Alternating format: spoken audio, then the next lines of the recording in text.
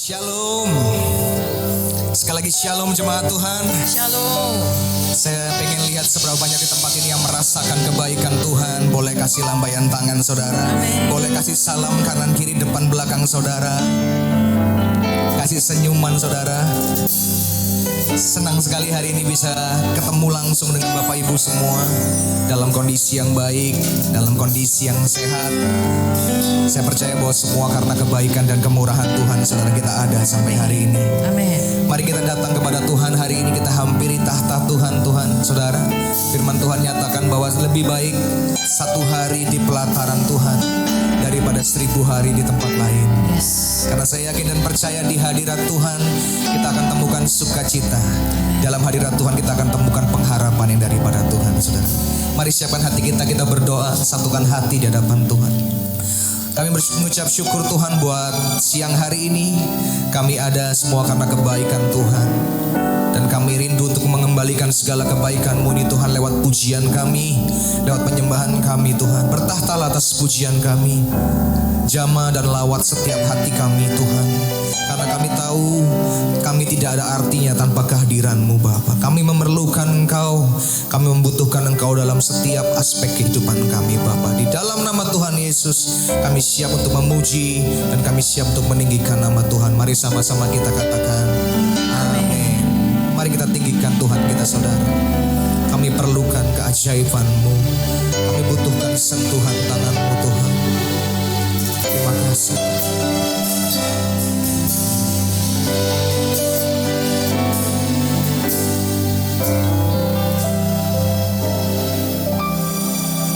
Kemanakah kami mencari kasih sejati? Kemanakah kami berseru, katakan, saat badai datang menderu? Yang kami tahu hanya Kau yang mampu pulihkan segala sesuatu.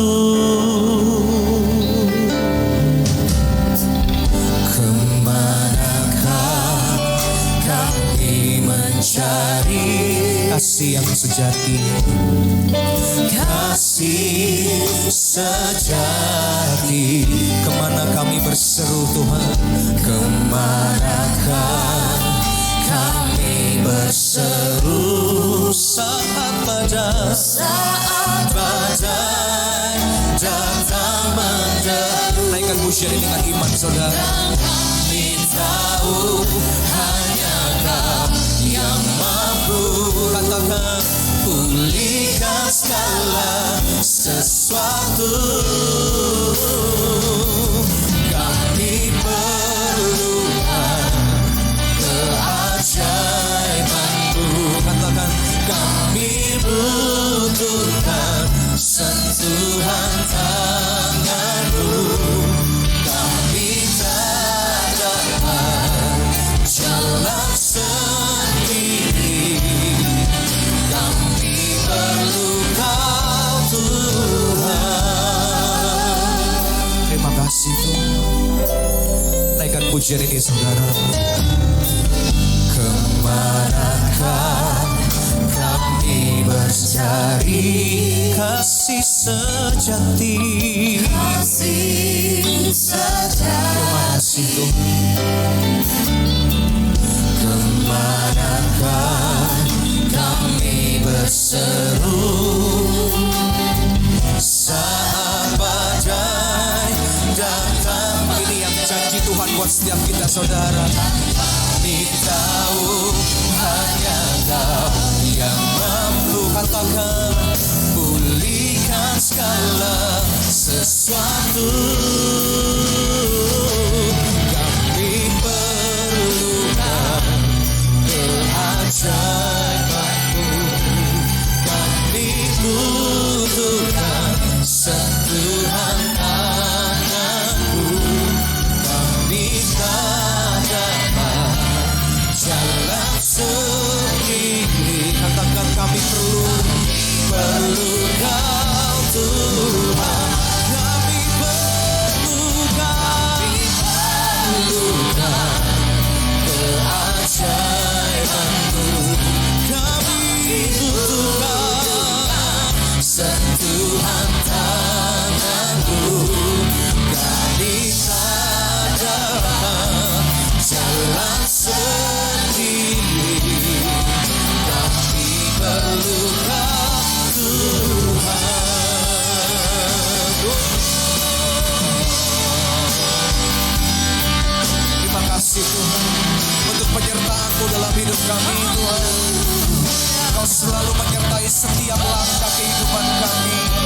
Tuhan yang setia, yang tidak pernah tinggalkan setiap kami. Kami bersyukur Tuhan.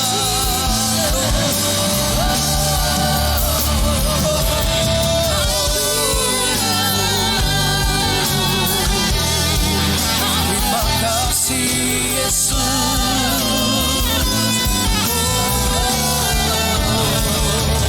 Kami perlukan keajaiban. Naikkan pujian ini saudara. Nyatakan kebutuhanmu akan Tuhan saudara. Dia ada di tempat ini dan dia siap untuk menjamah setiap kita siang hari ini saudara. Jalan sendiri, kami perlu Kau Tuhan. Kami perlukan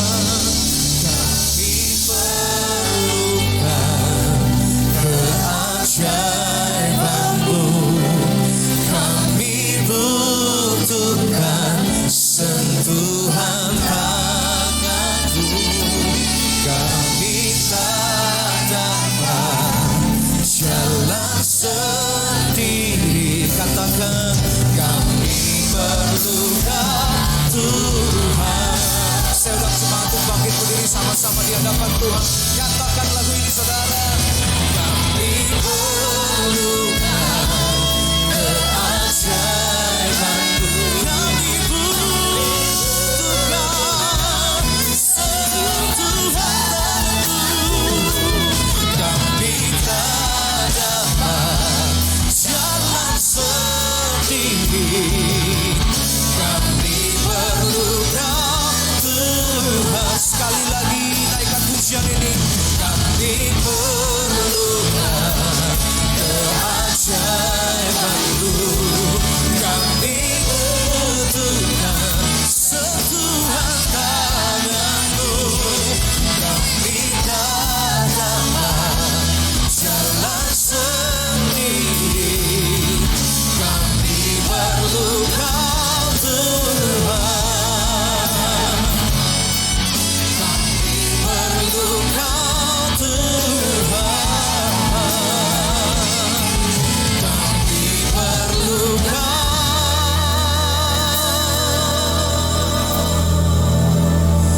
Tuhan.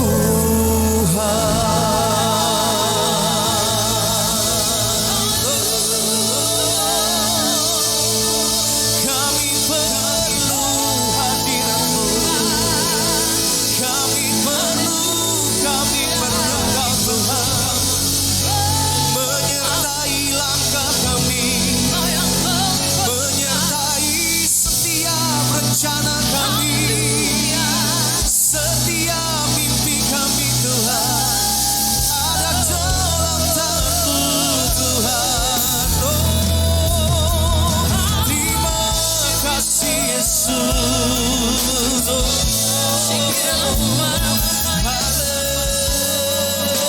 Haleluya Tuhan. Terima kasih Tuhan. Engkau sungguh baik. Terima kasih untuk penyertaan-Mu. Haleluya.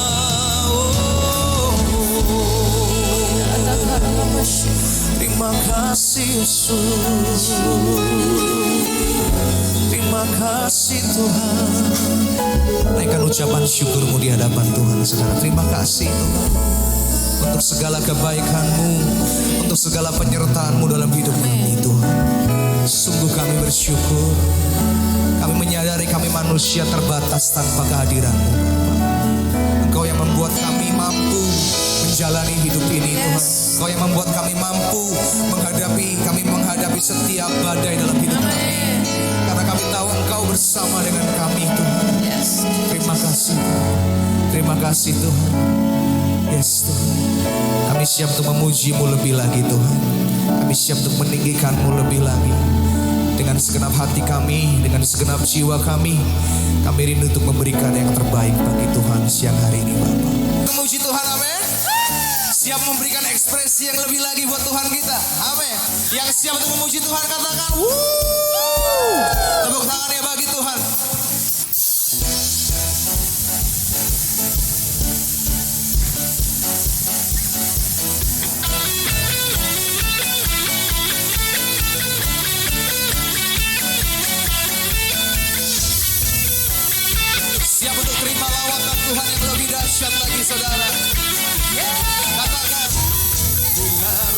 rohmu bekerja, tiada yang dapat hentikan. Ada lawatan yang besar, ada lawatan besar, membakar hati yang menyembah. Angkat suaramu yang siap, nyatakan dahsyat kuasa-Mu, tak pernah berubah. Kau yang terhebat, takkan terkalahkan. Dahsyat lawatan-Mu tercurah atasku. Katakan, Kau yang terhebat, takkan terkalahkan. Tepuk tangan yang terbaik bagi Tuhan kita yang tak terkalahkan, saudara. Katakan, bila rohmu bekerja, tiada yang dapat hentikan. Ada lawatan besar, membakar hati yang menyembah. Kami siap, nyatakanlah, serukan dahsyat kuasa-Mu, tak pernah berubah. Kau yang terhebat, takkan terkalahkan. Dahsyat lawatan-Mu tercurah atasku. Kau yang terhebat, takkan terkalahkan. Tepuk tangannya sama-sama di atas kepala bagi Tuhan, saudara.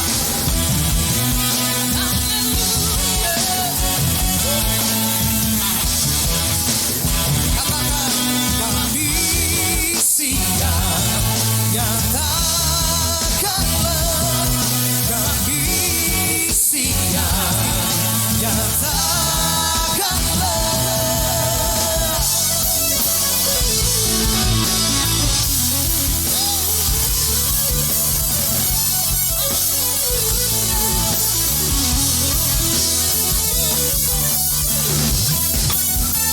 Tepuk tangannya bagi Tuhan, saudara.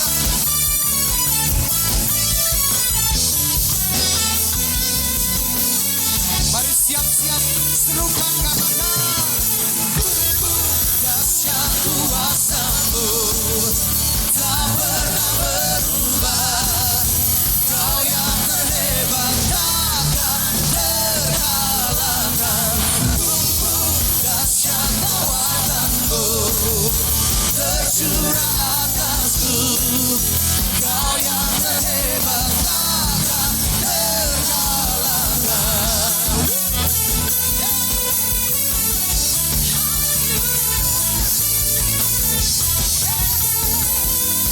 Sekali lagi serukan, saudara. Dahsyat lawatan tercurah atasku. Kau yang terhebat, takkan terkalahkan. Tepuk tangan bagi Tuhan kita yang tak terkalahkan oleh siapapun, saudara. Haleluya. Silakan duduk Bapak Ibu yang dikasih dalam Tuhan.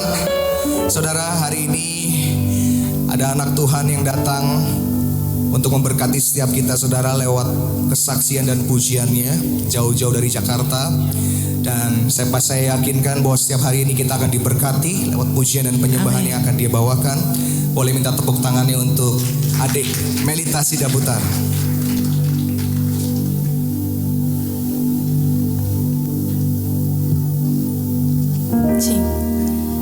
Shalom saudara sekalian, selamat hari Minggu. Perkenalkan, nama aku Melita Sidaputar. Puji Tuhan udah berusia 21 tahun. Tuhan sertai sepanjang 21 tahun ini. Sedikit cerita ke belakang, latar belakang. Sebenarnya aku dari keluarga yang biasa aja sih. Tapi memang dari kecil papa mama, kakak-kakak aku, kita 4 bersaudara pelayanan dari kecil. Jadi papa mama juga udah ngajak pelayanan. Papa mama dulu yang pelayanan, terus kita ngikut. Baru pas gede papa mama yang antar kita dan segala macamnya. Puji Tuhan 4-empatnya di bidang musik. Dan saya mau tanya dulu sebelumnya, siapa yang percaya Tuhan Yesus baik? Amin ya. Saya juga percaya banget karena dari dulu rasanya Tuhan kasih yang baik-baik terus. Jadi gampang banget lah untuk bilang Tuhan baik gitu. Iya Tuhan baik, tenang Tuhan baik. Sampai akhirnya hampir 3 tahun yang lalu keluarga ngalamin keterpurukan di bidang finansial, secara mental juga, dan rasanya hilang semua. Tapi nggak apa-apa, di situ kayak ya udah nggak apa-apa, Tuhan baik, anak-anaknya Tuhan mau naik level, punya iman kayak gitu. Sampai akhirnya ternyata Tuhan nggak bilang sampai di situ aja. Puncaknya adalah ketika saya ini kembar saya Melisa Sidabutar, dan tahun 2020 Desember 8 Desember 2020, tepat sebulan sebelum ulang tahun yang ke-20, dia pengen banget umurnya 20 gitu. Tuhan panggil berpulang ke rumah Bapak. Itu satu hal yang ya siapa sih yang pernah ngebayangin kehilangan gitu ya. Tapi ini sesuatu yang kayaknya rasanya Tuhan kok gak fair. Aku pelayanan dari kecil, keluarga aku baik-baik, kita selalu pelayanan, gak pernah bolos gereja dan segala macam. Ada perasaan kayak gitu. Tapi ternyata gak perlu sebulan, gak perlu 2 bulan, Tuhan tunjukin how He loves, bagaimana cara Dia mencintai setiap kita. Cerita kalau dari aku, di bulan Desember yang sama, aku langsung diajak sama kakak rohani aku untuk rekaman lagu Penolong yang Setia. Dan rasanya kayak ngomong kalau Tuhan Yesus penolong yang setia itu unreal banget. Karena kayak aku nggak merasakan pertolongan Tuhan di situ. Aku nggak merasakan kebaikan Tuhan. Rasanya bertubi-tubi, masalah A belum kelar, B belum kelar, C belum kelar. Tapi tiba-tiba ada yang masalah Z. Tapi ternyata Tuhan baik. Bukan karena keadaan aku lagi baik, bukan karena aku lagi gak baik, bukan karena keadaan kita saudara, tapi karena Tuhan itu sendiri kasih. Aku sempat mikir, kenapa Tuhan, kenapa harus aku? Sampai akhirnya Tuhan buka, bukan waktu 3 bulan, 4 bulan, bahkan setengah tahun lebih, baru Tuhan kasih lihat bahwa ini loh, aku mau pakai kamu untuk jadi saksi. Aku pengen pakai kamu untuk perpanjangan tangan Tuhan. Kalau saya bisa dipakai Tuhan, kalau saya ditolong Tuhan, saya percaya setiap kita di sini juga disayang sama Tuhan, ditolong Tuhan. Tuhan Yesus yang tahu, Tuhan Yesus yang lebih tahu. Seperti lagunya, karena Tuhan Yesus tahu yang terbaik buat kita. Ada amin saudara? Sama-sama kita panjatkan syukur kita. Kalau Tuhan Yesus adalah penolong yang setia. Kau baik Tuhan.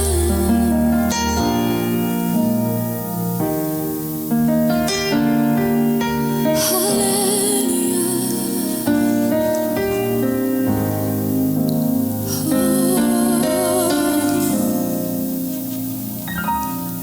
Saat ku berjalan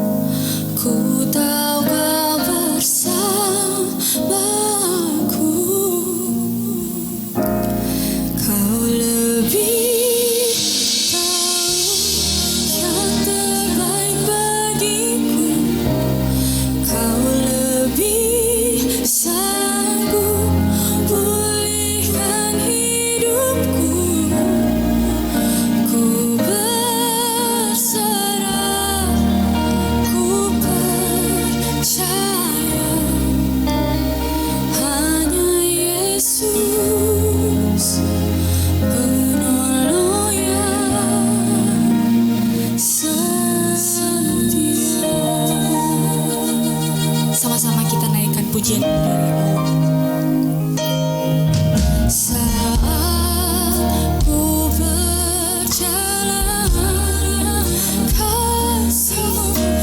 kasih-Mu menerangi langkahku.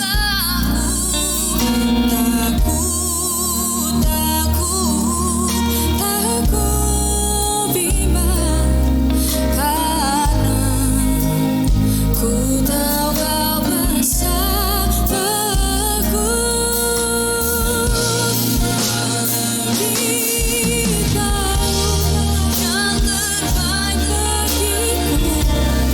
Kau lebih sanggup memulihkan hidupku. Ku berserah, ku percaya hanya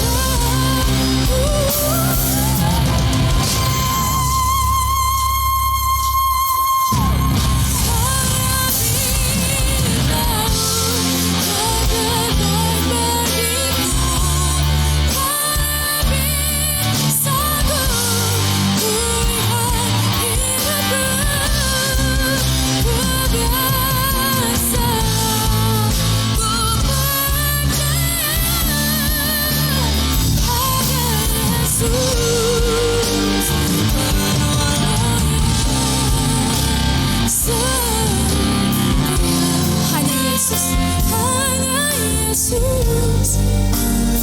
menolongnya sekali lagi, hanya Yesus.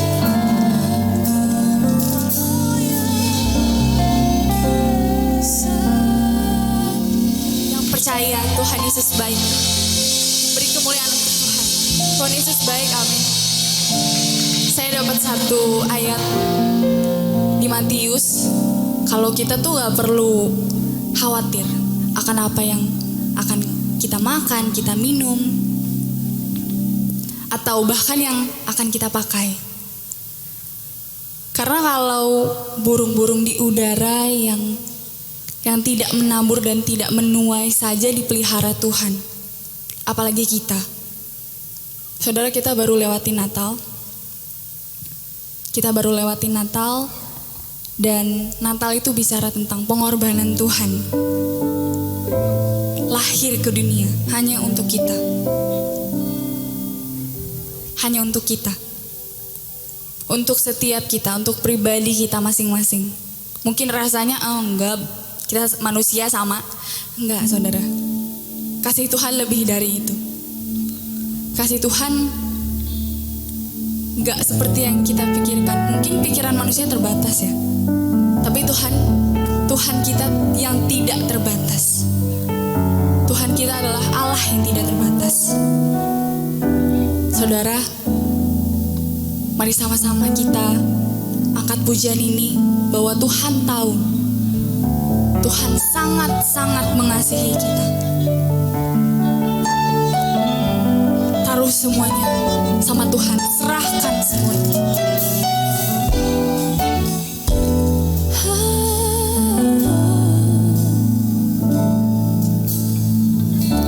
Perhatikanlah bunga bakung di ladang, Tuhan hiasi tanpa bekerja. Apalagi kita orang percaya, Tuhan pelihara, Tuhan cukupkan. Sama-sama kita katakan. Perhatikan burung-burung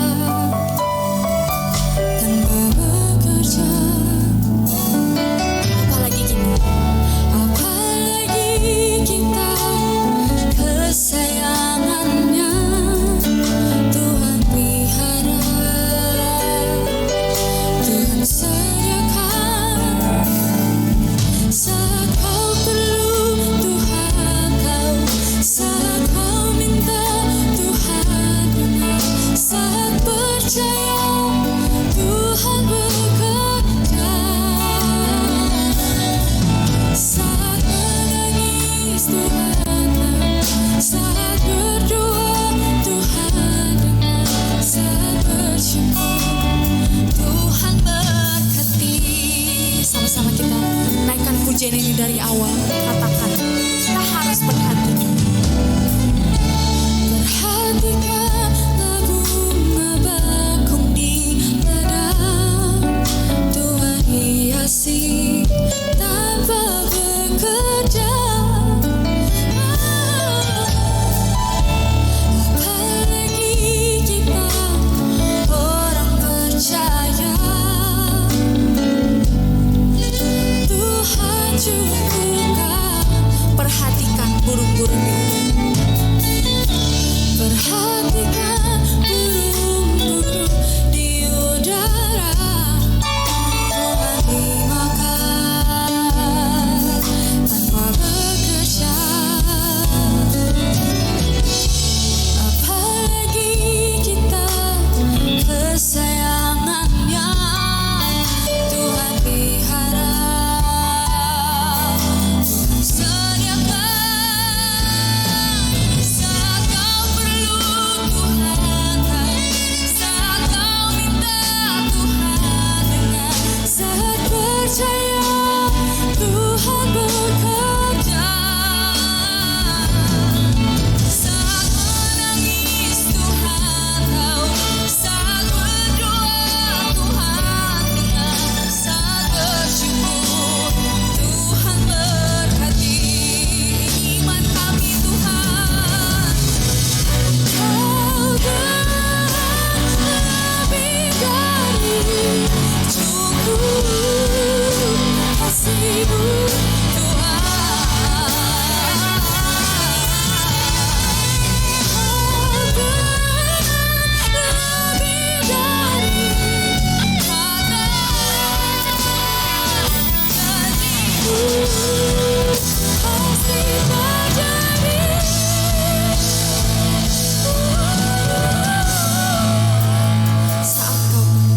Saat kau perlu, Tuhan tahu. Saat kau minta, saat percaya, Tuhan bekerja. Terima kasih Tuhan. Saat berdoa, Tuhan dengar.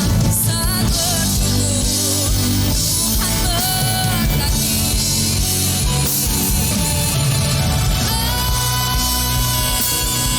Saat kau perlu, Tuhan tahu. Saat kau minta, saat percaya, Tuhan bekerja. Saat menangis, Tuhan tahu. Saat berdoa, Tuhan dengar. Saat bersyukur, Tuhan berkati. Saat bersyukur, Tuhan berkati. Saat bersyukur, Tuhan berkati. Beri kemuliaan untuk Tuhan kita, Tuhan Yesus. Tuhan memberkati setiap kita, amin.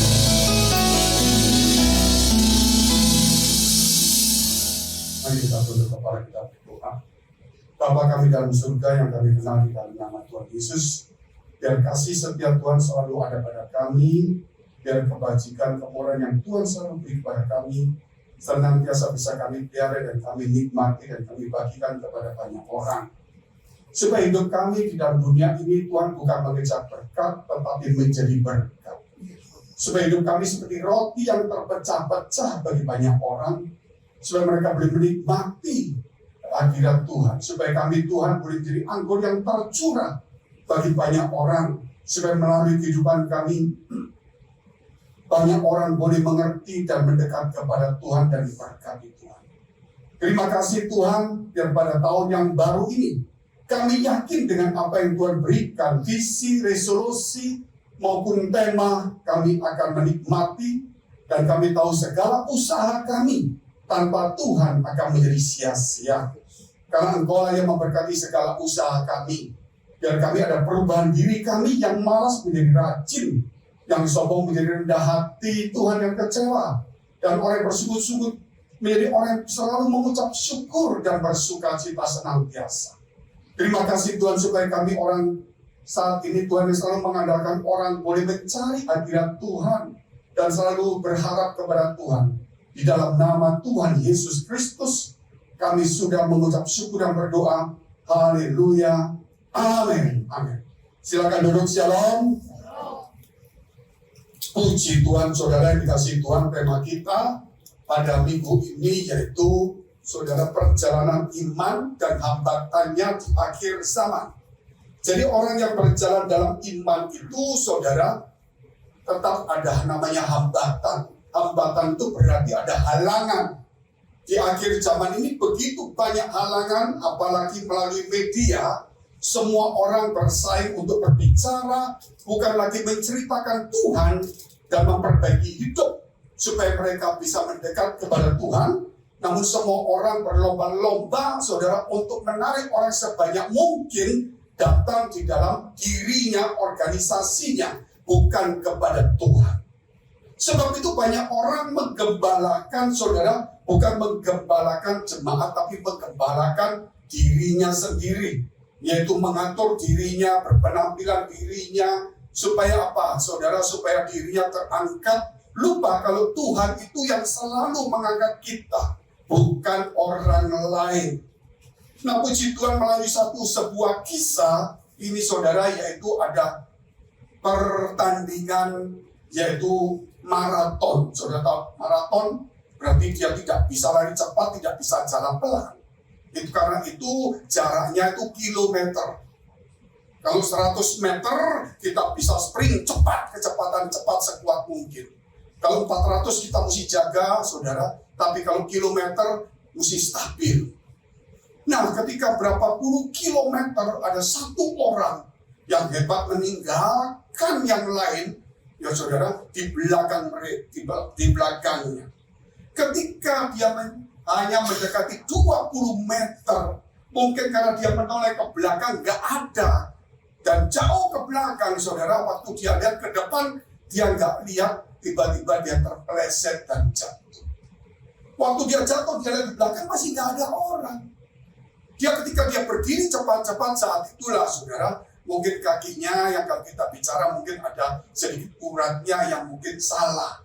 Sehingga ketika dia berdiri, dia sakit lagi, dia jatuh.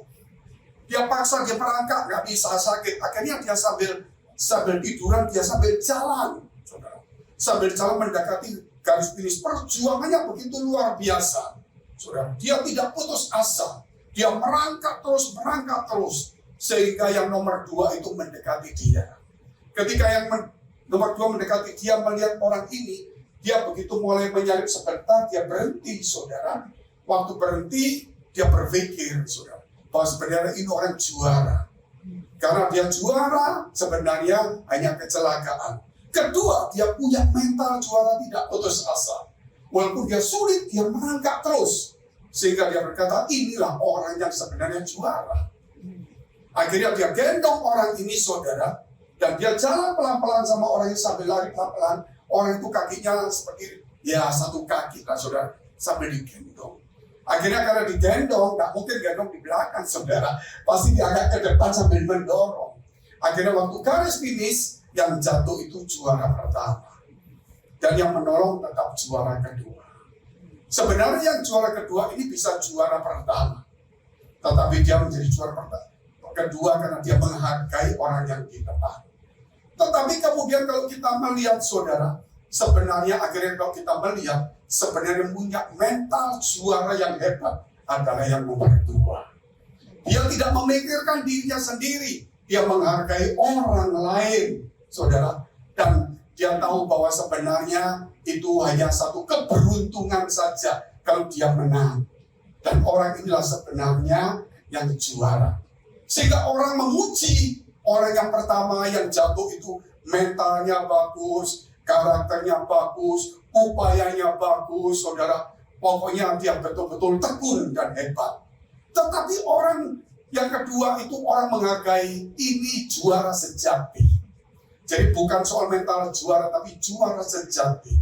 Juara sejati itu, saudara, yaitu bisa membawa orang ya di atas daripada dia. Itulah yang gereja, yang Tuhan inginkan dalam kehidupan kita. Kita bisa nomor 1 Tetapi Tuhan tidak ingin saudara dalam perlombaan kita itu nomor belakang, Tuhan tidak mau. Tapi kita harus berlomba-lomba demikian untuk nomor 1. Tetapi ingat, kita saudara bukan nomor 1 di depan saja, tapi kita harus bisa membawa orang juga menjadi juara. Orang yang hebat saudara adalah bisa membawa orang menjadi juara. Itulah sehingga Tuhan berkata di dalam firman Tuhan, kamu akan melakukan pekerjaan-pekerjaan besar, bahkan lebih besar daripadaku. Itulah kalau kita melihat mental seorang Kristen, dia walaupun dia pejuang, walaupun dia orang yang hebat, yang harus bertanding dalam iman, dia harus bisa kuat sekali. Namun jangan lupa saudara, bahwa kita juga harus membawa orang juga menjadi juara di hadapan Tuhan. Karena kita diselamatkan bukan untuk kita menjadi diri sendiri, tetapi kita harus bisa membawa orang lain. Kalau kita juara, saudara, tentunya kita punya kekuatan lebih untuk membawa orang juga bisa naik di atas itu. Sebab itu perjalanan iman dan hambatan di akhir zaman itu tidaklah mudah. Di akhir zaman orang itu saudara sudah menilai bermacam-macam, menafsirkan firman Tuhan bermacam-macam. Ada secara materi, ada secara duniawi, ada secara rohani, pokoknya ada secara untuk dirinya sendiri menjadi egois, saudara. Nah, ada bermacam-macam, tergantung daripada bobot firman yang ada pada dia. Kalau bobot artinya saudara tingkatan iman yang ada pada dia meningkat, berarti dia kan termasuk kelas juara. Kalau dia meningkat, kalau iman seseorang meningkat, pasti dia punya kasih untuk membawa orang juga datang kepada Tuhan. Itulah sebenarnya kekristenan. Sebab itu kita lihat poin pertama, yaitu saudara pertandingan iman. 2 Timotius pasal 4 ayat 7 dan 8. Aku telah mengakhiri pertandingan yang baik, itu kata Paulus. Aku telah mencapai garis akhir, luar biasa enggak, saudara? Dan aku telah memelihara iman, bukan cuma sampai finish, tapi dia memelihara iman. Bukan menjadi juara nomor 1, tetapi imannya bisa membawa buah-buah di hadapan Tuhan. Sekarang telah tersedia bagiku mahkota kebenaran yang akan dikaruniakan kepadaku oleh Tuhan, hakim yang adil pada harinya, tetapi bukan hanya kepadaku, melainkan juga kepada semua orang yang merindukan kedatangannya. Jadi kalau saudara mau bertanding iman, supaya saudara iman semakin teguh, itu wajib bagi setiap orang. Wajib untuk kita terus bertanding nomor 1. Tapi ingat, saudara, kita bertanding nomor 1 bukan untuk diri kita yang paling hebat, tapi kita juga harus bisa membawa orang-orang di sekitar kita minimal mencapai garis finish bersama-sama. Karena kita dipanggil bukan orang per orang, tapi kita dipanggil berjemaat. Sehingga di dalam satu jemaat, saudara, ayo kita bersama-sama bertumbuh bersama.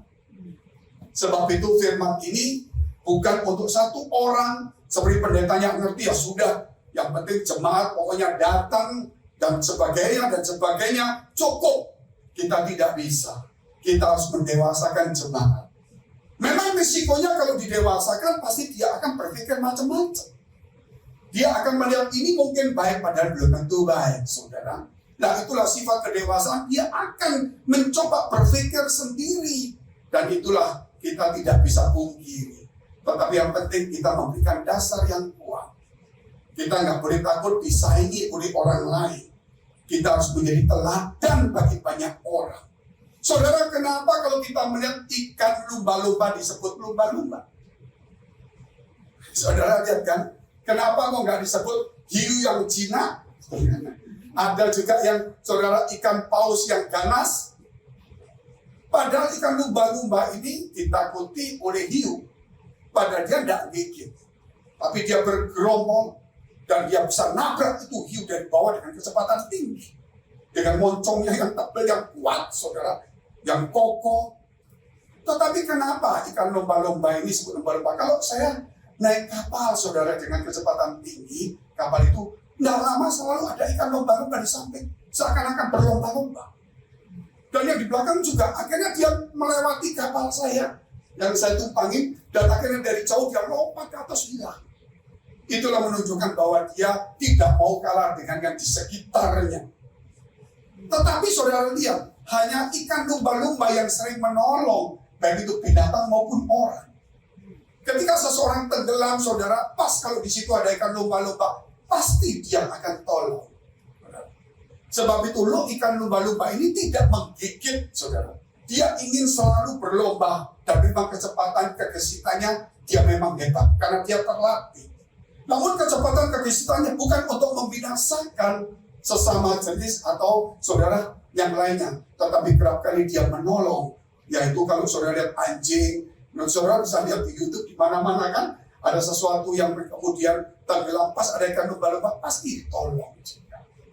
Nah demikianlah juga saudara, kalau di dalam perlombaan iman, perjalanan iman kita, saudara, memang kita wajib untuk berlomba-lomba ke depan. Tetapi jangan lupa, perlombaan kita bukan untuk membuat nilai kita tertinggi saja, tapi nilai tertinggi kita bukan ditentukan dengan kecepatan kita di nomor 1, tapi juga ditentukan berapa banyak orang yang kita bisa muridkan untuk bersama-sama menjadi juara bersama. Ini saudara perlu renungkan, karena kalau kita membaca firman, kita banyak belajar. Oh, pelajaran ini bagus, pelajaran ini bagus, pelajaran ini bagus. Kita nggak ada pelajaran yang nggak bagus. Yang satu berkata keselamatan terus, oke, itu bagus, supaya orang yakin dengan keselamatannya. Oke, saudara. Ada yang berkata ini supaya orang itu begini. Kalau di kita ini saudara yakin keselamatannya dengan imanmu, tapi imanmu mau tidak mau harus bertumbuh juga. Jadi jangan cuma berpikir selamat, tetapi iman itu harus bertumbuh. Bagaimana dengan yang lain? Saudara, jangan cuma memikirkan aku sudah selamat. Bagaimana dengan yang lain? Kita perlu renungkan ini baik-baik. Sebab itu kalau kita melihat biasanya saudara, ikan itu memakan mangsa kalau ikan itu besar. Tetapi saudara lihat juga ketika Yunus itu jatuh, tetapi ikan itu bukan memangsa untuk membunuh Yunus, tapi menelan untuk membawanya ke satu tempat. Kerap kali kita tidak mampu, saudara, dan perjalanan iman kita tidak mampu. Tetapi Allah punya kemampuan, saudara, untuk menolong kita. Sehingga ketika kita jatuh, sehingga kita memundur, Allah selalu memberi pertolongan kepada kita. Oleh sebab itu, janganlah saudara, kita ini merasa diri kita sendiri dipacu. Allah selalu menolong kita. Kita lihat hal yang kedua, saudara, yaitu di dalam kehidupan ini, dalam iman itu ada yang namanya ujian iman. Ujian iman, kita lihat dalam kitab Matius 13 ayat 22 dan 23. Matius 13 ayat 22 dan 23. Yang ditaburkan di tengah semak duri ialah orang yang mendengar firman itu lalu kekhawatiran dunia ini dan tipu daya kekayaan menghimpit firman itu sehingga tidak berbuah. Terus yang ditaburkan di tanah yang baik ialah orang yang mendengar firman itu dan mengerti, dan karena itu ia berbuah. Harus mengerti dan berbuah. Ada yang 100 kali lipat, ada yang 60 kali lipat, ada yang 30 kali lipat. Harus mengerti, saudara. Kalau kita nggak mengerti maksud Allah, kita hanya cuma menafsir kita sendiri. Sebab itu, saudara, kalau saya melihat kita, apa yang kita terima oleh Tuhan yang diajarkan, yaitu kita tahu kita punya keselamatan. Kita nggak usah bicara tentang keselamatan yang Tuhan beri pada kita. Tetapi bagaimana keselamatan ini bisa menjadi berkat bagi orang lain supaya mereka juga selamat. Keselamatan ini bukan menjadi satu pengetahuan. Karena keselamatan ini pemberian Allah, bukan satu pengetahuan. Yang terus kita sekolah, karena sekolah kita selamat, bukan. Saudara, banyak orang yang membaca Alkitab tapi belum tentu percaya. Contoh-contoh pembanding agama dan sebagainya. Keselamatan itu pemberian Allah. Jadi kalau kita belajar pengetahuan terus kita omongkan terus, ya nggak salah juga. Tetapi perlu saudara, keselamatan itu pemberian, dan bagaimana kita berjalan dalam iman dan bertumbuh itu. Sehingga kita harus kembali kepada ajaran Yesus dan karakter Yesus. Itu penting sekali. Sehingga jangan cuma terima keselamatan Yesus, saudara, tapi tidak mau belajar ajaran Yesus. Saudara, sama dengan kalau kita dari orang tua dikasih modal, tapi nggak mau sekolah. Dikasih modal, nggak mau kerja, saudara. Terus kita ngomong, wah udah modal, papaku kaya. Ya memang sudah kaya, mau diapain? Sudah dapat modal, mau diapain? Saudara, nggak usah diomong lagi. Karena itu pemberian bapakmu, bukan usahamu, nggak usah diomong. Sekarang bagaimana kamu mengelola dengan baik, sehingga kau bisa mewariskan kepada yang lain. Sehingga saudara, kita perlu kembali ke ajaran Yesus. Dan kita perlu punya karakter Kristus. Karena Kristus tidak takut disaingi. Saudara, Kristus tidak takut. Dan malah dia ingin supaya anak-anaknya itu bahkan bisa melakukan pekerjaan yang lebih besar. Yesus bisa menyembuhkan banyak orang. Tetapi dia memberikan kepada Petrus dengan bayang-bayangnya saja. Saudara, bukan sentuhan tangan. Bisa menjadi sembuh. Tetapi kerap kali kita selalu lihat, oh iman saya terbatas, saya harus ditumpang tangan. Bisa. Itu memang bisa. Didoakan bisa. Tapi kalau saudara dewasa, Yesus itu tidak takut disaingi. Malah dia ingin kita lebih. Sehingga iman kita harus bergerak ke depan. Yaitu melalui hidup kita banyak orang disembuhkan. Melalui hidup kita banyak orang dipulihkan dan diberkati. Gak usah kita tumpang tangan. Perjalanan iman kita bisa membuat orang bisa disembuhkan semua. Katakan amin dulu. Ya, tepuk tangan dulu untuk Tuhan yang luar biasa. Kita terlalu kagum banyak orang, saudara, tumpang tangan, penuh roh, tumpang tangan, sembuh, usir setan. Nah, saudara coba lihat. Petrus jalan saja, saudara, jalan tanpa ada kiri kanan. Yang kena setan, setannya keluar. Yang sakit sembuh, gitu loh. Nah itu kenapa? Berarti saudara, perjalanan hidup itu yang penting. Petrus bukan berhenti duduk diam ngomong sama orang saja loh. Petrus jalan saja, jalan kemana? Jalan ke bait Allah. Menunjukkan kepada orang, ini loh aku hamba Allah, ini loh aku datang untuk melayani Tuhan. Gitu. Kalau kamu melihat aku, ini loh, lihat Tuhan akan berkuasa menjaga kamu, saudara. Karena perjalanan iman. Mungkin coba berkata, itu Petrus, Pak. Paulus. Ketika dalam perjalanan imannya dia di penjara, orang berkata, sudah selesai tugasmu. Kata orang-orang Romawi semuanya. Ini kepalanya kalau kita masukkan, nggak bisa lagi Injil diberitakan. Tapi apa yang terjadi? Paulus memakai sapu tangannya. Sapu tangan didoakan, disebarkan kemana-mana. Dia tidak bisa keluar. Tapi kuasa Allah tidak pernah bisa saudara, dipenjara. Barang apa saja saudara bisa bergerak. Kenapa bergerak? Karena perjalanan hidup dari Paulus itu yang membawa Injil dalam kehidupannya, ajaran Yesusnya. Jadi jangan melihat mujizatnya. Kita harus, saudara, boleh melihat bagaimana perjalanan iman dan hidup kita. Itu yang paling penting. Sebab itu, saudara, kalau kita melihat dikatakan yaitu tadi ujian iman. Ada firman yang sudah ditaburkan. Karena kekhawatiran, karena kekayaan, sehingga saudara, firman itu, iman itu hilang lenyap. Bukankah kalau kita ngomong sekarang ini banyak tentang kekhawatiran? Omikron khawatir semuanya. Kekayaan juga khawatir. Yang kaya bingung, yang miskin tambah bingung. Bingung semua. Bingung semua, dokter aja bingung, saudara. Pemerintah bingung. Terus begitu dengar Omikron, khawatir semuanya. Ini sudah zamannya zaman kekhawatiran, zaman kekayaan. Loh kok kenapa? Karena orang takut kekayaannya hilang, negara takut juga kekayaan hilang. Sehingga buka tutup juga. Betul kan saudara? Nah, kenapa? Ini kan bicara mengenai ini loh, mengenai kekayaan. Kalau saya tutup terus bahaya ekonomi hancur. Kalau saya buka ekonomi bagus, banyak orang mati. Makanya buka, tutup. Jadi ibaratnya siapa yang memang waktunya mati, ya sudah ya seperti itulah. Jadi nasib ini sekarang sudah hidupnya ditentukan sama saudara dan Tuhan sendiri. Pemerintah sudah tidak mengatasi semuanya. Nah, ini salah satu hal yang perlu kita pikirkan, sehingga kalau saudara melihat sekarang ini, yaitu saudara lihat itu rolling power. Pernah saya katakan rolling power ya, saya tidak mau teruskan terlalu panjang. Rolling power, bahwa waktu pandemi ini muncul, kita sudah, saudara bisa lihat khotbah yang lama, saudara boleh tanya beberapa orang, kita berkata ini rolling power.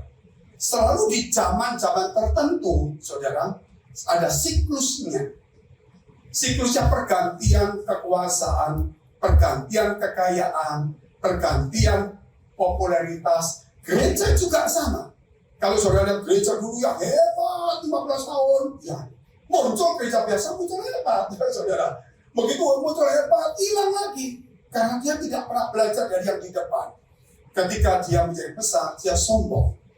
Dia lupa harus membawa yang lain untuk maju sama-sama besar. Amin. Sehingga saudara, ketika kita mendorong orang untuk menjadi besar, kita juga menjadi besar juga. Kalau kita meninggalkan orang kita besar, suatu hari kita juga diminta. Apa yang ingin orang lain perbuat bagi kamu, perbuat lebih dulu kepada orang lain. Ini ajaran Yesus yang tidak bisa dilawan. Nah, kita bicara tentang rolling power itu, saudara, bahwa orang kaya yang di dunia akan berganti. Jangan-jangan saudara yang akan ganti.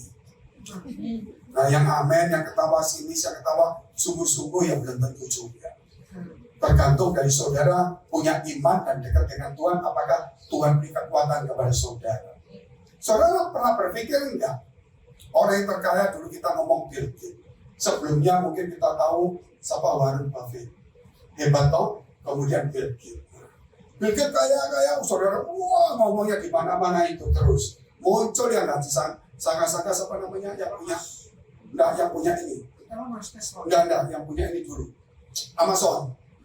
Siapa namanya? Hah? Jeff. Ya itulah saudara. Saya kadang-kadang lupa. Karena sering makan sama saya, cuma saya lupa namanya. Maksudnya kalau saya makan, saya baca beritanya, saudara. Makanya makan bersama-sama saya baca itu aja beritanya. Saya cuma mancing saudara namanya itu. Jeff Bezos itu hebat begitu. Orang berkata, wah hebat. Tak muncul lagi yang punya Louis Vuitton. Ya, wah tiba-tiba lebih tinggi lagi. Orang nggak berpikir muncul yang namanya Elon Musk. Muncul lagi saudara, yang ini terus berganti rolling power. Saudara lihat itu juga di Indonesia mulai muncul orang-orang hebat, muda-muda semuanya muncul. Negara juga akan berganti kekuasaan. Karena tidak ada satupun di dunia ini yang kekal. Kalau ada yang kekal terus berarti saudara, Tuhan itu tidak mungkin saudara ngomong firman bahwa yang kekal itu hanya Tuhan saja. Karena dikatakan saudara bahwa yang kekal itu hanya Tuhan saja, otomatis di dunia ini tidak ada yang kekal. Sebab itu apa yang kita miliki, saudara, nggak mungkin selama-lamanya yang susah. Jangan takut, nggak akan susah terus. Berjuanglah. Yang nangis, nggak akan nangis terus, pasti tertawa. Gitu saudara. Demikian juga kita kalau yang kaya, yang tertawa, jangan sendirian, hibur yang lain. Karena kita akan terus berputar dunia ini. Juga kalau kita lihat itu, saudara, kalau kita lihat ada satu lagi, super cycle. Super cycle, saya telepon sama Pak Hengki, ya saudara tahu Pak Hengki ya, pendeta yang ada di Bali, di NTT. Saya bilang sejak tahun 2020. Nanti yang terjadi setelah ini adalah super cycle. Semua komoditi akan naik, barang-barang akan naik. Terus orang tanya, kok bisa? Ya itu bisa, saya juga dapatnya seperti itu. Setelah saya dapat seperti itu, saya pikir, saudara. Saya pikir selama 4 bulan, mana mungkin ya. Lama-lama saya bisa mengerti. Mengertinya dari hal sederhana saja. Yaitu kalau naik pesawat, 3 kursi cuma 1 orang. Terus akhirnya saya berpikir, wah biaya bisa mahal ini. Betul nggak saudara? kirim tukang misalnya banyak jadi 1 orang. Biasanya 10 orang jadi 1 orang. Wah, kalau kerja pabrik sedikit berarti kan semakin berat, produksi berkurang, permintaan mungkin banyak, orang mungkin jadi mulai kacau. Terus orang digeser pergi semua, karena kan mengurangi tenaga. Otomatis karena kan ada rolling itu kan, dikurangi. Begitu permintaan banyak, ya cari orang juga gak gampang. Sama seperti kalau kita lihat kontainer-kontainer. Begitu gak ada apa-apa, kontainer dibuang. Saudara lihat di Indonesia, kontainer jadi rumah, jadi kantor, jadi tempat potong rambut, jadi depot, betul saudara lihat. Gimana begitu? Terus saya lihat kontainer itu ada 100 lebih. Teman saya membangun kontainer itu, saudara, jadi seperti rumah susun itu. Terus dibuat apa? Dibuat seperti restoran, kafe. Jadi jalan sini, tembus sana, tembus sini, sampai tinggi dan seperti hotel begitu. Makanya akhirnya kontainernya habis. Begitu kontainer habis, butuh barang kirimnya kapalnya ada, kontainernya nggak ada. Harga naik lagi. Ya inilah saudara, kalau kita bicara itu salah satu yang saya pikir saja. Ada begitu banyak hal, saudara, itu yang membuat semuanya menjadi super cycle. Kalau satu naik, yang lain pasti naik. Kalau yang lain sudah diberkati, yang lain sudah diberkati, yang belum jangan iri akan diberkati juga. Mudah sekali kalau kita saudara melihat seperti ini. Loh kenapa Pak kok seperti itu? Contoh saja saudara. Karena Amerika itu cetak uang. Cetak uangnya itu sekali cetak 3 triliun dolar. Enak kalau dia cetak. Kalau Indonesia cetak uang, langsung rupiahnya jatuh, harga beras naik, semua naik. Amerika cetak uang, saudara 3 triliun karena defisit, kurang duit. Dibagi-bagi. Karena dia cetak uang, 3 triliun uang, dolar itu membanjiri di pasar. Otomatis emas lihat begini, emas itu lihat gini. Kok banyak barangmu kok lebih banyak dari saya? Kalau barangmu lebih banyak dari saya, pasti saya lebih naik dong. Jadi dulu dia ukur sama dolar. Karena dolarnya nyetak terus, dia tidak mau, dia punya posisi sendiri. Termasuk yang lain-lain. Termasuk batu bara, nikel. Jadi itu harga naik juga karena posisi, semua dihitung karena dolar. Dulu kan dihitung dolar. Sehingga otomatis dia naik. Tapi ada faktor lain, tapi saya nggak bicara ekonomi. Ini saya bicara tentang ujian iman dulu. Kita lihat dulu ayat 23 ayat 10. Karena ia tahu jalan hidupku, seandainya ia menguji aku akan timbul seperti emas. Ini jelas kata-katanya. Jadi ada ujian iman dalam kehidupan ini. Yang sakit itu ada ujian iman. Yang saudara yang susah, ujiannya iman ada. Saudara. Orang yang berhasil ada ujiannya. Sombong nggak, bangga nggak, saudara. Dan yang jatuh miskin ada ujiannya juga. Apakah dia putus asa, apa tetap berharap sama Tuhan. Setiap kehidupan kita itu selalu ada ujian. Dan setiap hari kita harus lewati ujian dan kita harus lulus dalam kehidupan ini. Mungkin kita diperhadapkan dengan orang, saudara, yang kita tidak sukai. Tetapi kita belajar untuk mengucap syukur, untuk melihat ada hal yang baik. Kalau kita melihat ada berkat datang, wah, gereja rame, ada berkat saudara, apapun juga mungkin saudara usaha rame. Ingat, tidak lama lagi ada masalah akan muncul juga. Semakin orang sibuk, pasti juga ada masalah yang timbul. Ada kegiatan, satu kegiatan, pasti juga ada rintangan, ada halangan, ada sesuatu yang dihadapi, itu umum. Itu umum, ini satu kisah saudara. Ketika zaman pandemi ini, contohnya, orang-orang jenuh di rumah. Fitness gak boleh, jalan-jalan takut.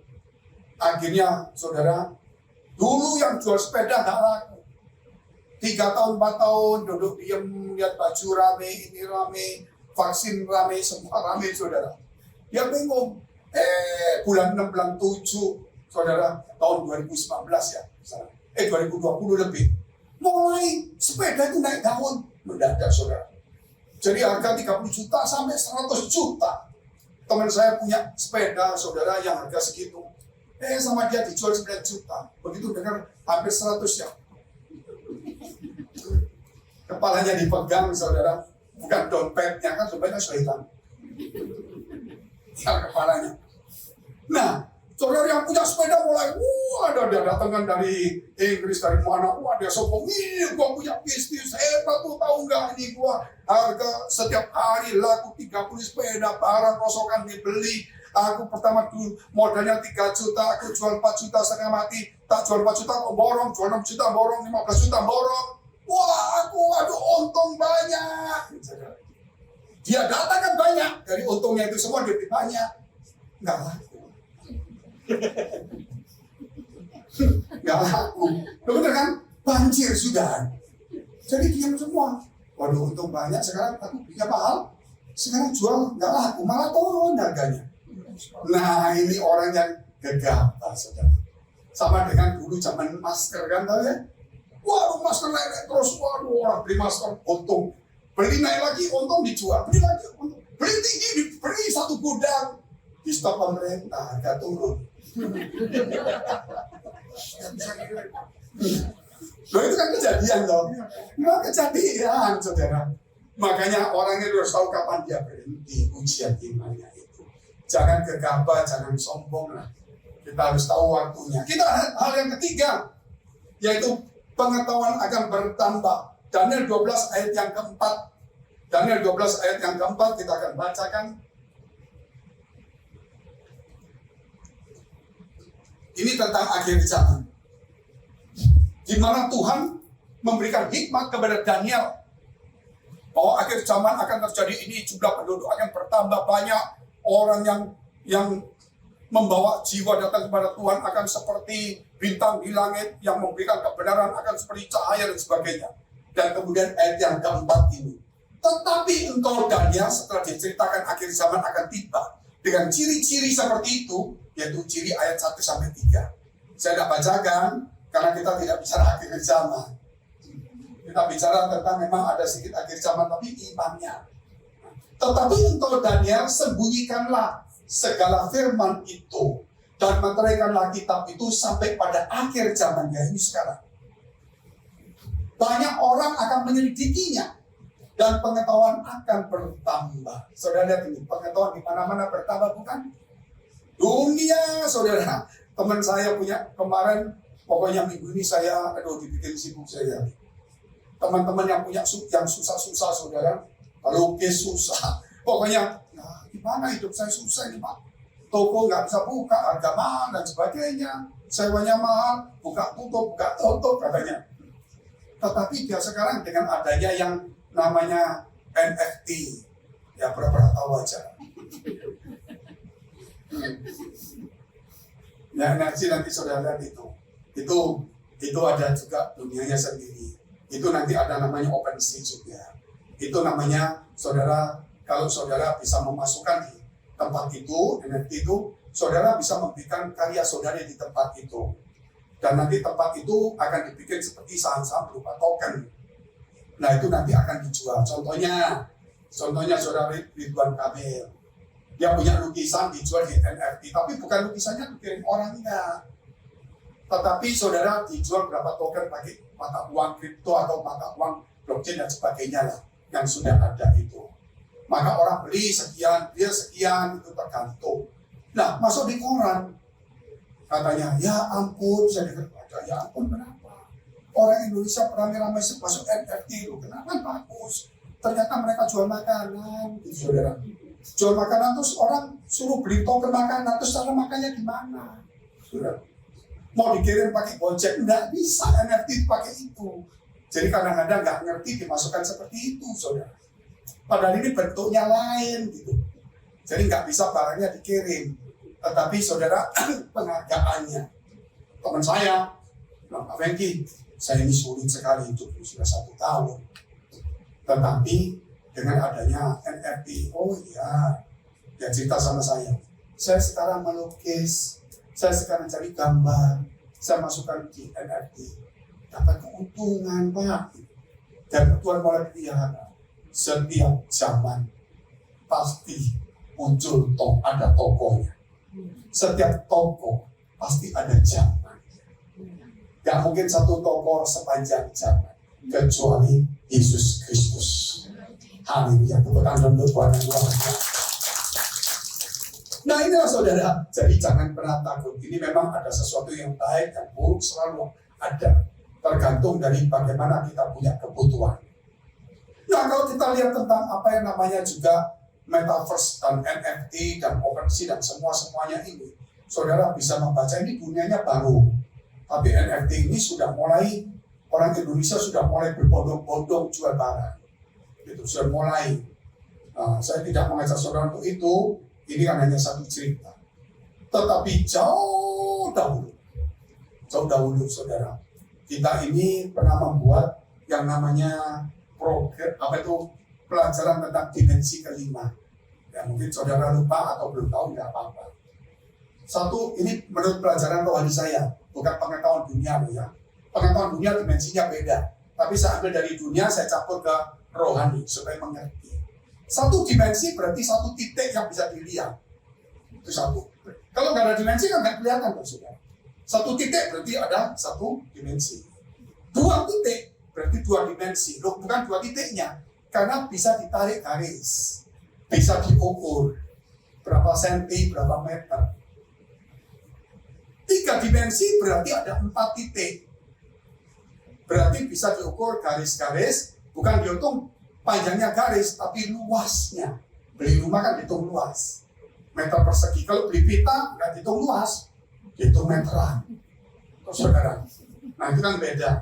Nah, terus kalau kita dimensi keempat, ya tetap 4 titik, ditambah titik ke dalam. Diisi volume. Jadi kalau saudara pengiriman barang, kalau beli air minum, atau apa kan diisi, dihitung kubik meter 3. Ya, saudara, itu namanya dimensi keempat.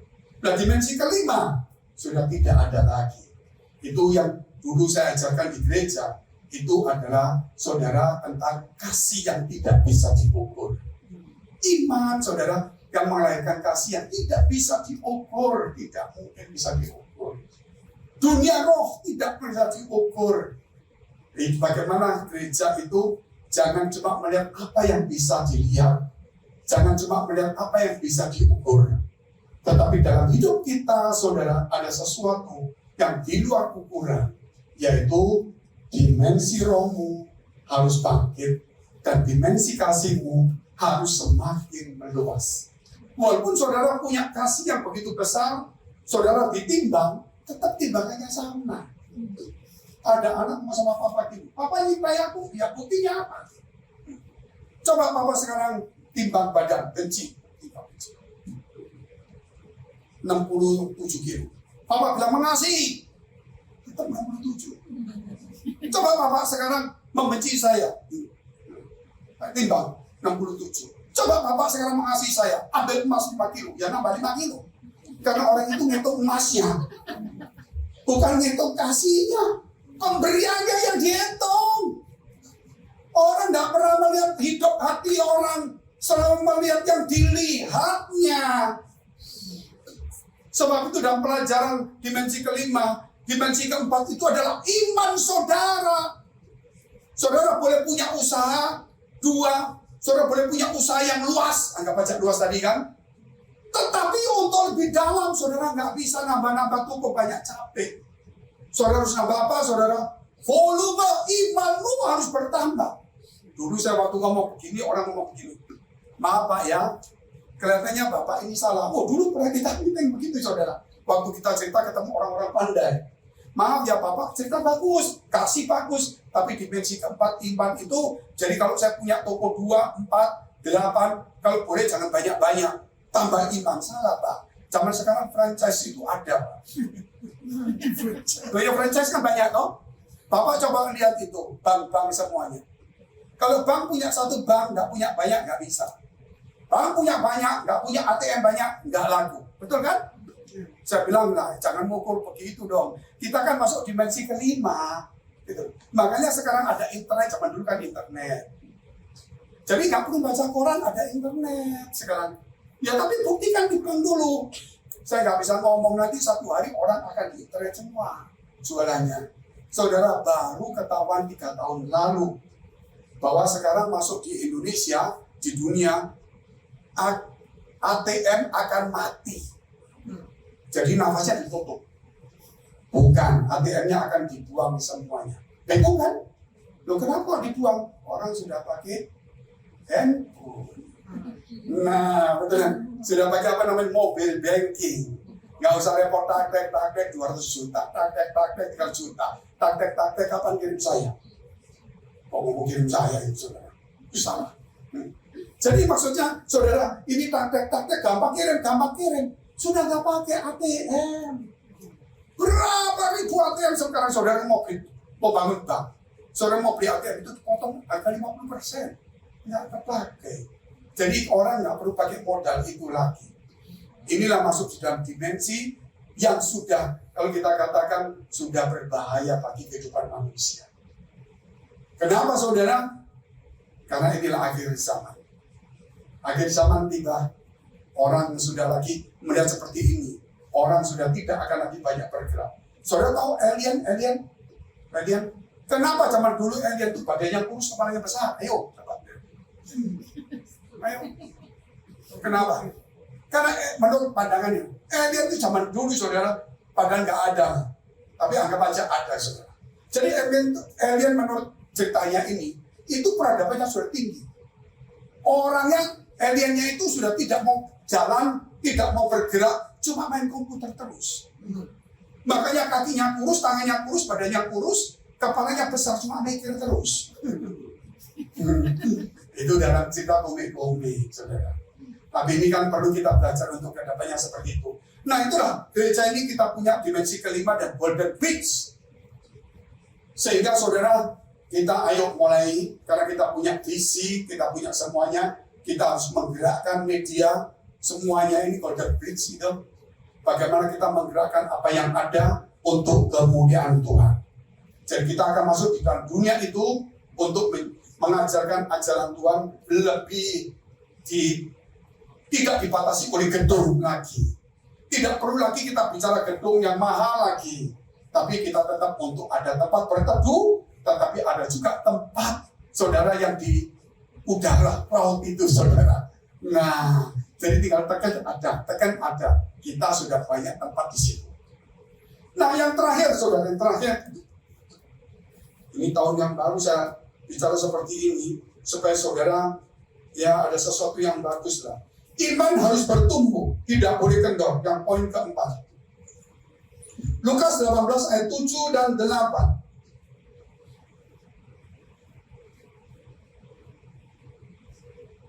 Tidakkah Allah akan membenarkan orang-orang pilihannya yang siang malam berseru kepadanya? Dan adakah ia mengulur-ngulur waktu sebelum menolong mereka? Aku berkata kepadamu, ia akan segera membenarkan mereka. Akan tetapi jika anak manusia itu datang, adakah ia mendapati iman di bumi? Tuhan ingin saudara, apa yang terjadi di dunia ini, iman kita tidak boleh goyah. Apapun yang terjadi di dunia ini, iman kita harus bertumbuh. Katakan amin. Mau situasinya berubah, gayanya berubah, dunianya berubah. Saudara, apapun juga, iman itu tidak tergantung dari perubahan. Iman itu tergantung dari hubungan kita dengan Allah. Sebab itu kalau kita kemana-mana, kita bawa gadget ini, bawa handphone ini, saudara. Karena kalau tidak, kita tidak bisa masuk di mall. Tidak bisa mengeluarkan uang, tidak bisa macam-macam komunikasi. Tetapi orang lupa dalam hidupnya harus punya iman yang harus membawa Kristus di dalam hidupnya. Jangan sampai saudara pergi nggak bawa handphone, apalagi nggak pakai masker, betul ya? Aduh, maskerku di mana? Habis masker, waduh pulang bawa handphonenya. Kalau nggak itu masuk, nggak bisa masuk ini. Nah, jadi lebih aman kadang-kadang di celana harus ada satu masker disimpan terus. entah bekas, entah baru. Kadang-kadang kalau lupa, ada cadangan. Tapi handphone nggak mungkin, saudara. Tapi orang bisa seperti itu, kenapa saudara tidak membawa Tuhan dalam hidup? Orang sudah tergantung dengan handphone, dengan yang lain. Tapi orang tidak tergantung dengan Tuhan. Ini sangat berbahaya sekali. Sebab itu saudara, kita perlu hidup itu di dalam kasih kembali. Sebab itu dikatakan firman ini, firman harus bertumbuh. Bagaimana cara bertumbuh? Yaitu kita harus menaikkan iman itu melalui hidup kita dengan kasih. Kita mau ngerti firman panjang-panjang, kita mau doa panjang-panjang, kita mau belajar firman begitu hebat. Kalau nggak punya kasih, nggak ada gunanya. Amin. Kalau saudara punya pengetahuan hebat, sombong, nggak ada gunanya. Saudara begitu hebat sekali firman Allah, begitu hebat sekali. Kalau nggak bisa memaafkan orang lain, nggak ada gunanya juga. Kalau saudara bisa membuka gereja 3.000, tapi saudara menghancurkan orang, nggak ada gunanya. Amin. Kita harus membangun orang. Tujuan gereja apa? Membangun orang. Melalui apa? Iman dan kasih itu. Saya tutup dengan satu kisah saja. Ada seorang pemain piano yang hebat. Ini cuma di satu negara saja. Bukan untuk internasional. Hebat sekali. Di daerah dia juara. Dari juara ini menjadi juara provinsi. Juara lagi, saudara. Akhirnya dia belajar ke luar negeri. Dia belajar karena dia memang jagoan, saudara. Hebat. Dia tinggalkan keluarganya. Karena dia cuma mau mengejar prestasi karir. Anaknya kecil ditinggal, istrinya ditinggal. Dia mengejar itu semuanya. Popularitas tinggi. Dia ingin namanya terkenal. Setelah 10 tahun lebih, saudara, ditinggalkan. Anak yang umur 4-5 tahun itu sudah menjadi umur 20-an. Sudah tidak pernah ketemu bapaknya yang juara piano. Tapi anaknya tahu bapakku yang juara. Tapi bapaknya nggak pernah tahu anak istrinya. Sehingga anaknya itu mau belajar piano.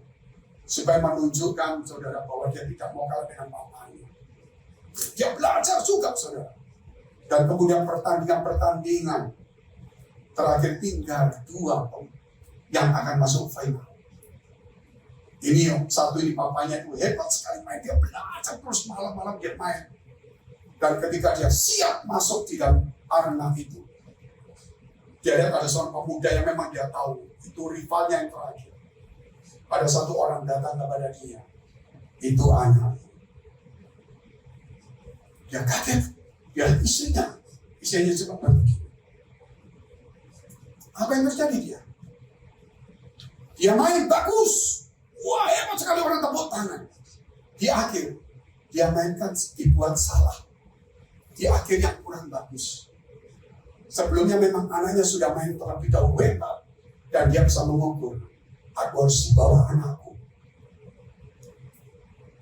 Dia bisa menang. Dia hebat. Wah, sudah segitu. Mendekati akhir, dia memang sengaja di salah-salah lagi. Orang terkejut kenapa? Dia tidak menceritakan itu anaknya dia ngalah. Dia tidak mau. Dia ingin mengangkat anaknya. Itulah kasih, saudara. Dia tidak katakan sengaja aku kalahkan karena itu anakku. Tidak ngomong. Kenapa kamu? Aku di akhir tegang bingung bagaimana caranya. Memang dia hebat. Dia tidak mengatakan dia yang hebat ngalah. Tidak. Orang yang punya kasih memberi seseorang menang. Tidak memberikan alasan karena dia yang hebat. Tetapi dia memberikan memang kamu hebat. Saya yang salah. Saudara, itulah kekristenan. Harus punya kasih. Jangan sampai takut dengan generasi muda. Makanya kita ada regenerasi. Artinya, jangan yang senior-senior ini takut disaingi dengan anak muda. Kita bisa mengalahkan dia. Tapi kita sengaja kita kalah. Bukan karena kita memberi kesempatan, tidak. Kita nggak mau cerita itu. Tapi kita harus akui dia lebih hebat. Kenapa? Karena dia sudah sekian mudanya sudah bisa bertanding dengan orang yang tua yang hebat. Apalagi 5 tahun.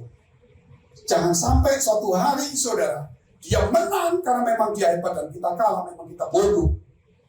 Jangan sampai kita kalah karena kita stroke, karena kita tua. Tapi biarlah kita kalah karena kita memberikan pintu bagi pemenang yang lainnya. Mari kita bangkit berdiri, kita mau berdoa.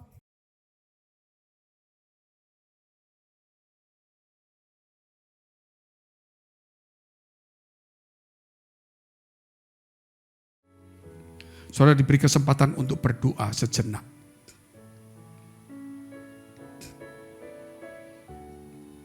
Tuhan memberkati setiap kami, menyucikan tangan kami semuanya. Layakkan kami masuk di dalam persekutuan dengan tubuh dan darah Tuhan. Supaya Tuhan kami boleh menjadi serupa dengan Tuhan. Di dalam nama Tuhan Yesus Kristus. Kiranya Tuhan layakkan kami semuanya. Dengarkan firman Tuhan ini. Sebab apa yang telah aku teruskan kepadamu telah aku terima dari Tuhan. Yaitu bahwa Tuhan Yesus pada malam waktu ia diserahkan. Mengambil roti dan sesudah itu ia mengucap syukur atasnya. Ia memecah-mecahkannya dan berkata, inilah tubuhku yang diserahkan bagi kamu. Perbuatan ini menjadi peringatan akan aku. Bukankah roti yang atasnya kita pecah-pecahkan adalah persekutuan dengan tubuh Kristus? Amin. Kita makan dalam nama Yesus.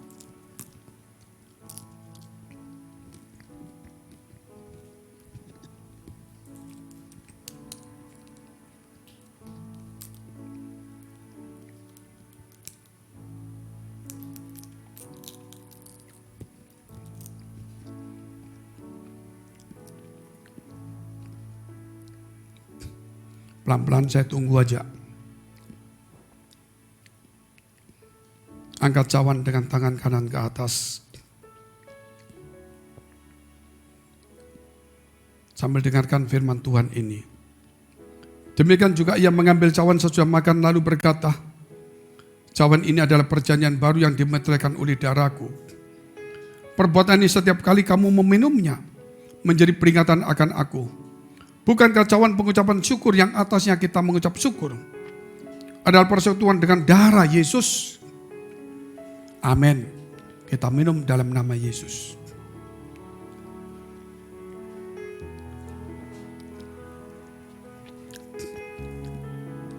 Mari dekapkan kedua tanganmu di dadamu.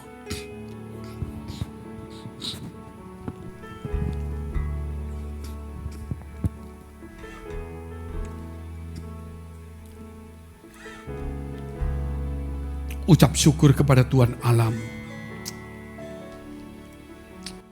Glory, haleluya, haleluya. Glory, syukur, syukur. Glory, haleluya, haleluya. Tuhan, kau lawat setiap umatmu. Kau jamah setiap kami dalam nama Yesus Kristus. Kau beri kekuatan kepada kami Tuhan. Supaya kami boleh mengikuti irama Tuhan. Mengikuti tuntunan Tuhan. Glory, haleluya, haleluya. Syukur, syukur, syukur, syukur. Glory, haleluya.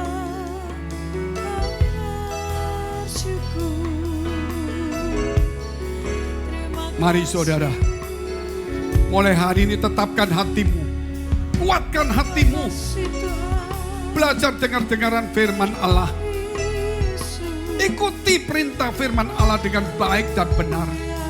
Engkau akan melihat hasilnya dari Tuhan. Glory, haleluya, haleluya. Bicara kepada dirimu sendiri mulai hari ini. Aku akan mengikuti setiap firman Allah.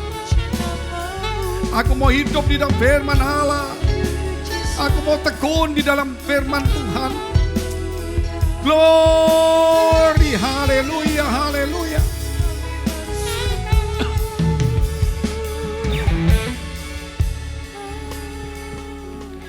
Mari kita berdoa syafaat untuk semua gereja yang ada di seluruh dunia. Kami berdoa Tuhan untuk semua gereja yang ada di seluruh dunia. Dari hamba Tuhan sampai kepada umat Tuhan. Kiranya Tuhan kau memberkati mereka supaya mereka menjadi berkat dan hidup mereka berdampak. Supaya di mana gereja mereka melayani dan berjemaat diberi orang-orang yang takut akan Tuhan dan tulus hatinya. Kami berdoa Tuhan untuk semua gereja yang ada di seluruh dunia supaya mereka bersatu rukun dan tidak terpecah-pecah. supaya dunia percaya Yesus adalah Tuhan bagi kemuliaan Allah Bapa di surga. Demikian gereja di mana kami menggembalakannya, gereja Blessing in Spirit. Kami juga berdoa Tuhan untuk setiap persembahan yang dipersembahkan umat-Mu, kiranya menjadi dupa yang harum di hadapan Tuhan. Dan Kau memberkati segala pekerjaan rumah tangga, kesehatan mereka, iman rohani mereka Tuhan, sampai kepada anak cucu mereka. Biar kebajikan kemurahan Tuhan selalu menyertai mereka. Mari dekapkan kedua tanganmu di dadamu. Karena untuk menerima berkat itu mudah, namun menjaga hati itu sukar. Sebab itu firman Tuhan berkata, jagalah hatimu dengan penuh segala kewaspadaan. Karena dari situlah terpancar kehidupan. Jadilah berkat dan terimalah berkat rahmat anugerah dari Allah Bapa di surga di dalam Putra Tunggalnya Yesus Kristus yang sudah mati bagi dosa kita dan bangkit naik surga menyediakan rumah bagi kita, sehingga kita punya pengharapan yang pasti, dan Dia akan datang kedua kali menjemput kita, dan Dia akan menghakimi seluruh umat manusia. Dan di dalam persekutuan dengan Roh Kudus membuat hati kita berkobar-kobar, roh kita menyala-nyala, sehingga kita senantiasa di dalam kasih semula kepada Tuhan.